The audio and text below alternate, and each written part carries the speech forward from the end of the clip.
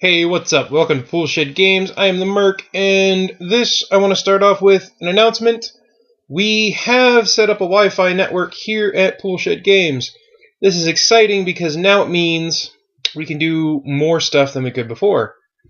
And by that, I mean, hopefully we'll be able to do some Google Hangouts. Mostly when we're up in the office. It would be great if we could do Google Hangouts where we're playing board games, or even playing games like Firestorm Armada, or Dystopian Wars, or Drop Zone Commander. Just anything to get more interaction between us and you guys, because that's what we really want to do. We want to interact with the people that watch us, people that are going to watch us, and have the sense of community. It also means it'll be easier to upload videos, just because now we won't have to upload them from the desktop here, which was our main way of doing it before. So that's exciting. It's also opened up some cool stuff for us when we game, namely the fact that now if we're up in the pool shed and we're playing, say, Infinity, we can have the Infinity wiki up, and if we need to know a rule, we can just type it into the wiki, and boom, there will be the rule explained to us, and that's pretty exciting too. We can do the same thing with Dystopian Wars and all Spartan games, because their rules are now free. Well, they're in the process of making all their rules free to download on their resources page, as we've talked about. So, aside from the little announcement there, I want to talk about the Spartan games. And I want to talk about Firestorm Armada mostly. And what I want to talk about is the Terrans. The Navy of the new Terran Satellite Charter.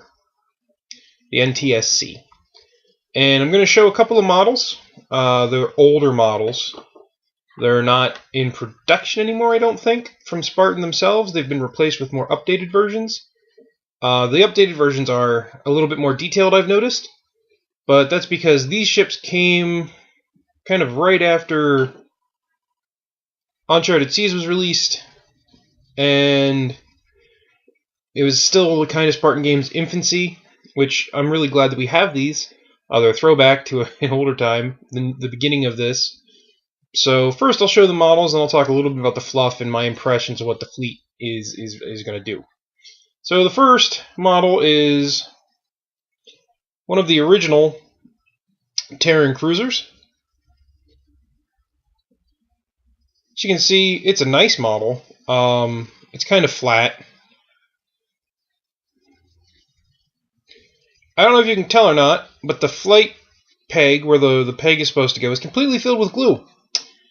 And that's one of the things I've been talking about when I said that I need to work on these models, is I need to take either a hand drill or some other device and drill out those holes so that I can actually get them to fit on a flight peg again.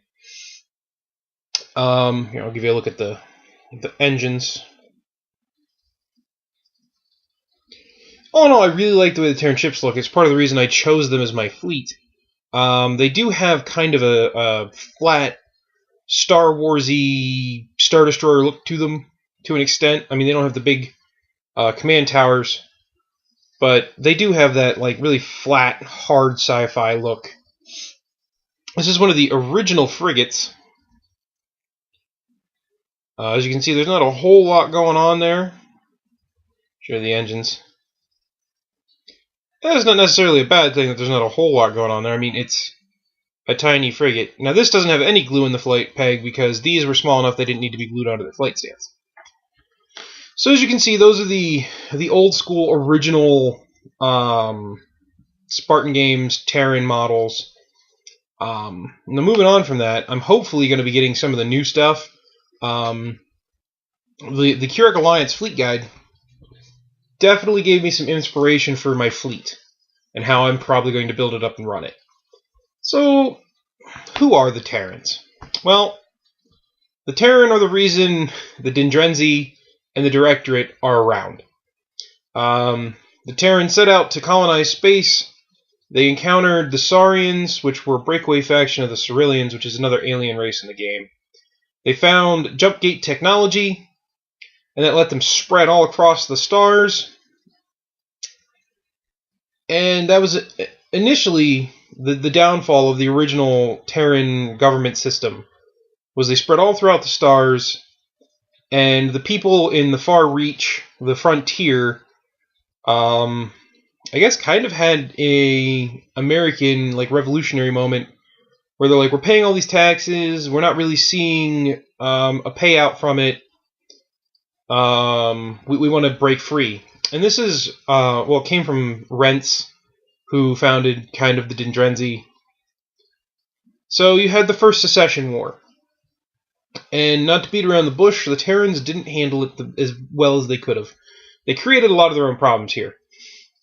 The Terrans found that the corporations in the Reach wanted to continue operating and making money. So the Terrans were like, oh yeah, I'm going to funnel money to you. That way we'll have, allies in the sector. And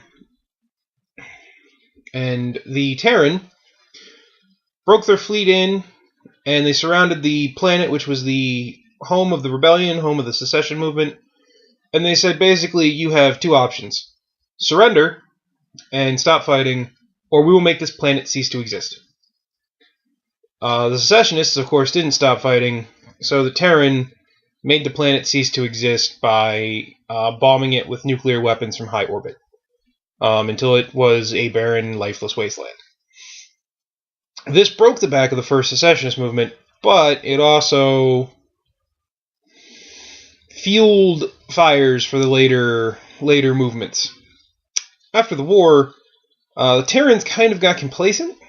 The inner worlds, like around Earth and in the safer regions, came to a point where they were rich because of the colonies, and they didn't keep up as much with their military technology. They weren't innovating. So when the Second Secession War happened, they were on the back foot for a little while. It was mostly thanks to their allies, the Ceruleans and the Aquans, that it didn't go horribly, horribly wrong. But the thing about the Terrans is their ships are sturdy, and they were always well built, and their mercenary allies, which are the ones that work the closest with the Terrans, are Hawker Industries, and they are a leading shipbuilding company, and they had originally switched their dockyards over to building like luxury civilian vessels. But with the coming of the war, they rolled out their old ships, and they started to refit their dockyards to build military class vessels. So you have a lot of Hawker Industry vessels flying alongside the Terran combat ships. That's kind of it in a nutshell. Right now, the Secession War, the War in the Storm Zone, is kind of a standstill, which obviously it's probably the way Spartan want it for a while, so that they can, keep building units and making a game. But with coming of Planetfall, and I think Black Ops, which is going to be the 28mm version, who knows what might happen with the storyline, and how things might change. The nice thing is it's very fluid, so if they did want to change things, you could have planets fall and then planets be reconquered, or, pushes come into one zone and then another push into another zone. There's no ultimate doom like 40K had, where if certain sides won, it was just over. If Chaos won, over. Tyranids won, over. Necrons won, over.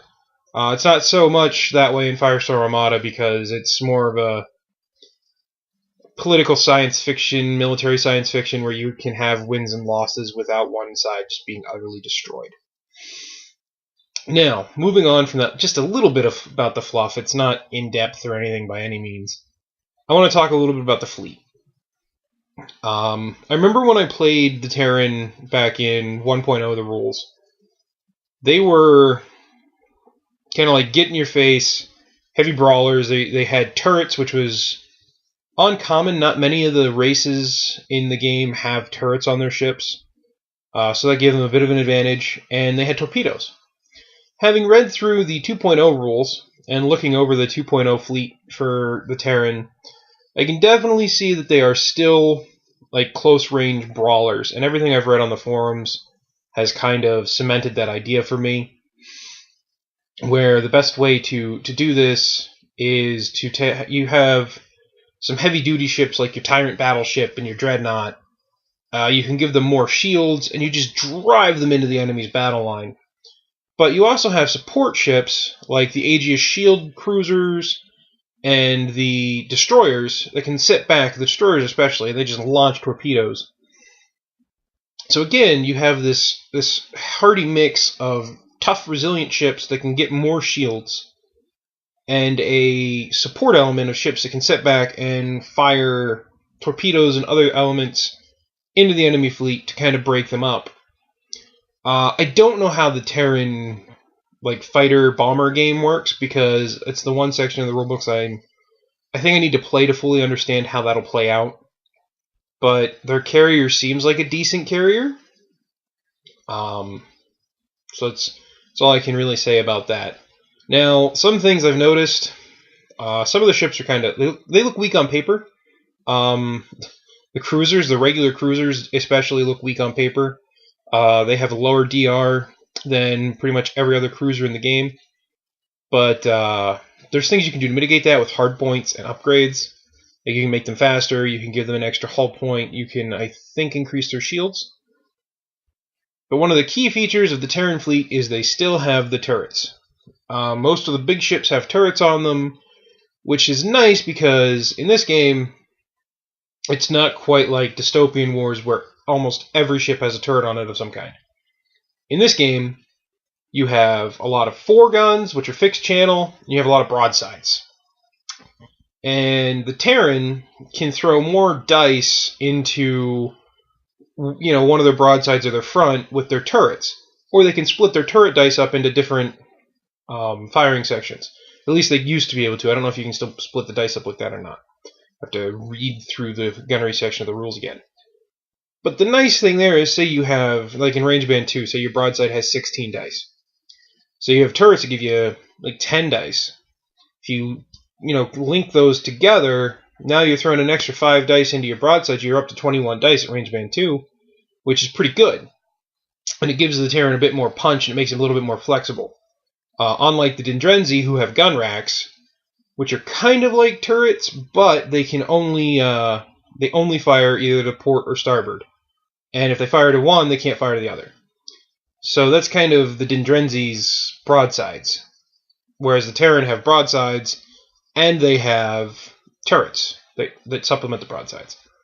On top of that, the Terrans still have a really good torpedo game, and their torpedoes can be upgraded to nuclear, which nuclear torpedoes can be just disgusting against small ships, because if you get enough hits, they cause a 4-inch explosion, and that hits the other ships around them. So if you're against someone who's bringing a lot of small ships like frigates, corvettes, even escorts on a big ship, and you want to try to clear them out, you can use your nuclear torpedoes to hit them and try to knock down their frigates, corvettes, or escorts. Just because I want to show some of the models that the Terran have. That's the Terran Dread and escorts. The Terran Dreadnought is the one model that I'm not entirely thrilled with, I guess, when it comes to the ships. I'm not sure I like the triangle approach. To me, I think it would have been a little bit cooler if it would have been like a stacked deck Star Destroyer flat ship. Don't get me wrong, it's not a bad looking ship, but it's not something that I'm super overly thrilled with.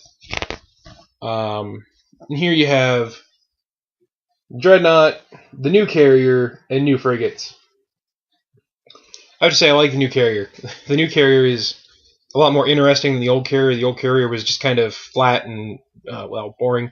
You'll notice that a lot of the old carriers, I'm probably going to show most of the old ships off at some point, a lot of the old carriers are kind of dull. And it's just the way they were. Like I said, the models that we have are back from when Spartan Games had just launched. So here you have Heavy Cruiser and New Cruiser together. And the one thing I will say that I really like that they have done There's the new battleship, which is the Tyrant and destroyers in the background. The one thing that I really like that they have done is, first they fixed the flight stands.